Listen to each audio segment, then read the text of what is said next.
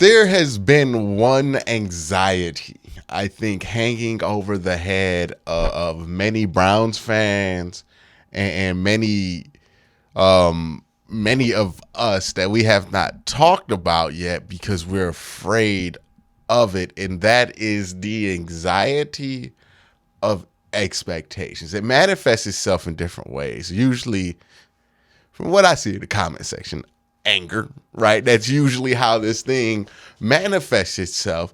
But it also manifests itself in fear. And I think that fear turns into anger. And I'm not trying to sound like Yoda here, but I think this is something worth talking about because this is going to be an anxious season because the expectations are high and they're unavoidably high. They are. We can try to lower expectations all we want. We can try to manage expectations all we want, but we can't lie to ourselves about what we expect. And that's just the truth about this season, which is the Browns have very high expectations for what you want them to achieve.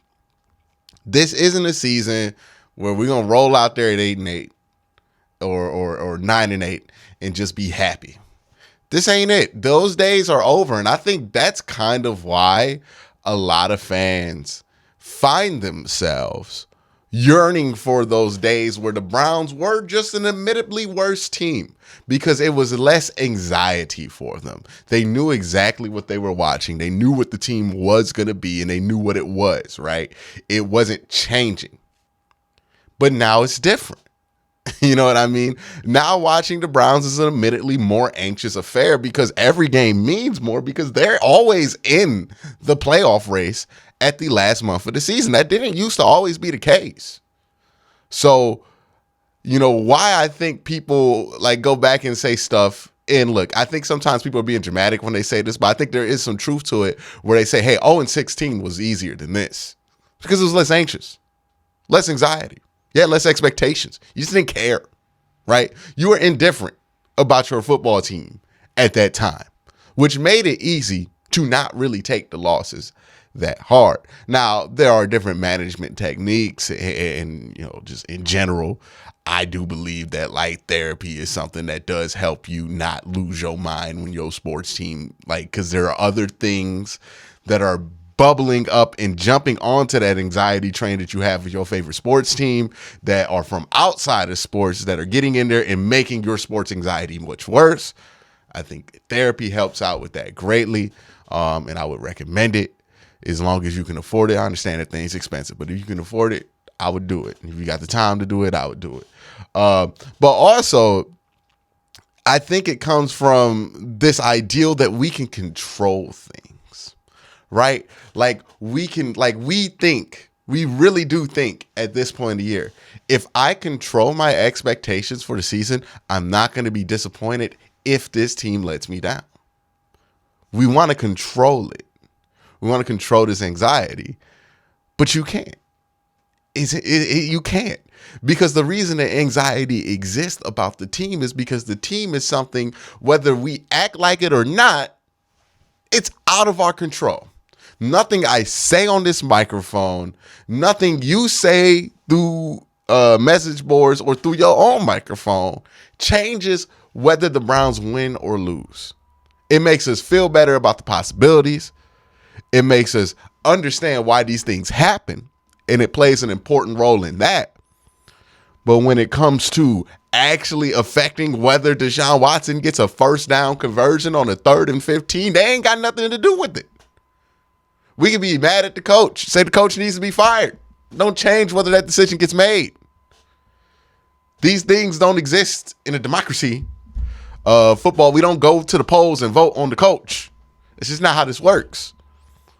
So there's a lack of control here that we all have as sports fans over something we care deeply about. We all have a deep connection to our favorite sports team because we love our favorite sports team, right? And we're at the point of love with it where we just can't be like, oh, nah, I'm just going to quit, right? It's too deep. We're in too deep with our favorite sports team. And we love the Browns. And the more the Browns lose, the sweeter the victories will be.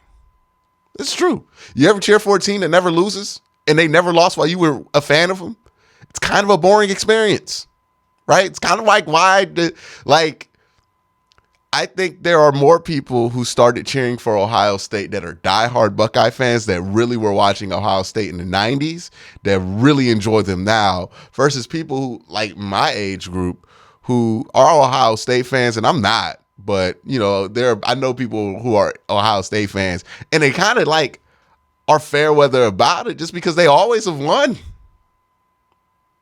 You know what I mean? Like they're just not as intense about it, right? The truth of fandom is that it's cruel.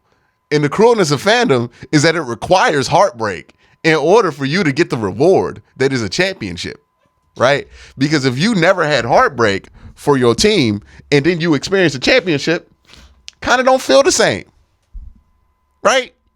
It kind of doesn't feel the same. You don't love it the same, man. You need that pain and you need that torture. And sometimes it feels like we get too much damn torture in our sports, right? For specific teams. If you're a Browns fan, it feels that way. But it kind of requires it.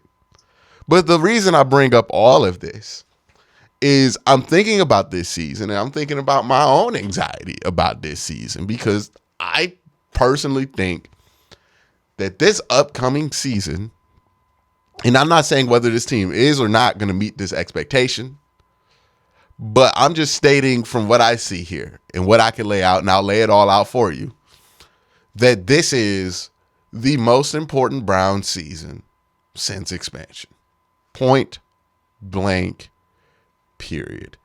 This season, the 2023-2024 season, is the most important season in Browns history. Now, if a big injury happens to a couple of key players, okay, then we can reevaluate this. But barring any of that, this is one of the biggest seasons in Browns history. Why do I think that? Well, we're at a tipping point in Browns history. And what I mean by that is the Browns are spending a lot of money on this roster. They've been spending a lot of money on this roster for a little while. This is the point to where it all has to kind of pay out, right? First couple of years, you get to make some mistakes when you're trying to get better and, you're improving and you're trying to elevate yourself. But this is the tipping point. We've seen a lot of teams get to this point. Some teams get to this point, make the necessary changes, win, and they become contenders for the next decade. Some teams get to this point, don't make the necessary changes, and stink for a little while. This is where the Browns are at. They are at the ultimate crossroads, which is, hey, either you're going to be a team that wins 10 games every once in a while, or you're going to be a team that expects to win 10 games every year. This is an important season. And if you thought the reactions that people had last year were ridiculous, you ain't got nothing compared on this year, because I know it, y'all know it, and the people who are trying to deny it, they know it too, because they wouldn't be trying to deny it this hard if they didn't feel the same thing I'm feeling, which is this is one of the most important seasons in Browns history. Like, if Kevin Stefanski doesn't make the playoffs this year, he's gone. If Kevin Stefanski's gone, it's probably Andrew Berry gone. All of a sudden, everybody who brought in Deshaun Watson outside of Jimmy Haslam is gone. Then you're bringing in new people. We're going to be transitioning over the roster. Deshaun Watson's going to be 30. Like, the time is now. If you want to become a great franchise, if you want to be like Pittsburgh and be like Baltimore and be like Cincinnati, you got to win this season. Because if we want to be like the Browns, we can lose this season. We'll be like the Browns for the rest of the decade. We want to be like the other teams and have a chance at some real success. Gotta win. Gotta win. Because this is our ticket out. Like, I'm going to phrase it like this.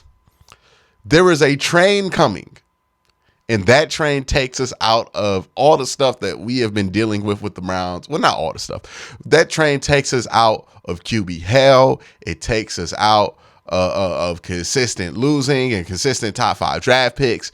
And we could choose to get on that train. It'll take us there. But we got to be on time. Deshaun Watson's probably going to be the best quarterback this franchise has ever had. It's all about how you handle it. How you handle a quarterback is usually with consistency. So you got to have some consistency. If you choose not to have consistency, you're not going to have Deshaun Watson that long. Or you're not going to get the best out of him. It's really that simple. And you can't just have consistency for consistency's sake. And I know that people like make fun of, like I've heard the term consistency bros, which like if you're making fun of people who want consistency, then like that's stupid. That is really stupid. I cannot like emphasize enough how stupid the ideal is of making fun of somebody because they want consistency. Now, consistency for consistency's sake, sure, but nobody wants consistency for consistency's sake. People want consistency for competency, right? And what Kevin has to do is be competent this year. What competent would be was make the playoffs. Not a high bar, considering what you have. But it is the bar that you need to clear. And that is why I say that this is the most important Browns season in history. Because I can see the timelines. It's like Loki, right? Where you can just see the timelines branching. I can see the timelines. There's a timeline around here where Deshaun's the quarterback for the next 10 years and we make the playoffs a good amount of times. Maybe we win the Super Bowl, maybe we don't, but we make an AFC championship appearance and all that's there. There's another timeline where we blow it up, we stink, we fumble this whole situation, and we end up looking for another quarterback for maybe the next 5-6 years. Maybe I'm wrong about that. Hopefully we don't ever have to worry if I'm wrong about this because the Browns win next season and they reach expectations and they have a really good season next year. But if they don't, which there is a possibility of that happening, it's not going to be a good result for this franchise. So that's my thoughts on what this season is, has the potential to be, and the pressures and anxiety we're all going to face watching this team this year. It's just going to happen. We all going to feel it. No matter how cynical you think you are, no matter how reasonable, if you think you're the reasonable Browns fan or whatever, it doesn't matter. Nobody looks at this roster, looks at the payroll and thinks not playoffs. Nobody thinks that. Nobody thinks 500 will be okay. Nobody's going to make an excuse for under 500 unless there are multiple catastrophic injuries to this team. There's going to be no excuse, man. Even if you lose a bunch of close games, it's not going to matter this year. Maybe in years past, it mattered if you lose close games, but this year, it doesn't matter. You got to find a way to win. Backs against the wall this year. You want the Browns to become the franchise we always dreamed they can become? They got to win this year. That's a big step in this. If you want to go all the way back to 2012, let's lose this year. Let's stink this year. We'll be back in 2012. That's what's at stake, man. Every game, every Sunday in the football season. That's what's at stake. So it's not going to be an easy season. Please take care of yourself mentally. Your mental health is very important. And, just being a Browns fan is taxing enough on your mental health. But what this season means as far as the franchise future, I wish I was exaggerating. I don't think I am. I really don't think I am. I hope I am, but I don't. That's what this season's going to mean. So that's what I wanted to talk to y'all about today. I was going to talk about like Donovan Peoples-Jones and the contract extension. This was looming too much in my head for me to focus on Donovan Peoples-Jones. Like I wanted to have a conversation with y'all about the reality of the expectations for this team and the fact that the expectations are the expectations. We can't change them to make us feel better. This is not a video game to where we can set the expectations to rookie and win and be happy. Because even when you do that in a video game and you could have played on hard, you thinking like, Why did I waste all that time playing on? I could have beat this on hard. It is what it is. The difficulty level is what it is. It's not going to be easy. I'm not sitting here saying the Browns are going to walk in at 11-5, but the expectations are that they got to be good this year. And if those expectations aren't met, people usually have to go. And I like Kevin and I like Andrew Berry, and I think they're good at their job. But if they don't win this season, it's not going to be whether Jimmy Haslam makes the right decision or not. Jimmy got to get off of them. You can only disappoint expectations so many times and keep your job. Like, it's not even going to be a choice.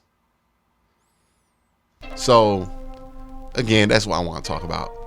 Let me know what y'all think in the comment section below. Everybody have a great day. Have an even better night.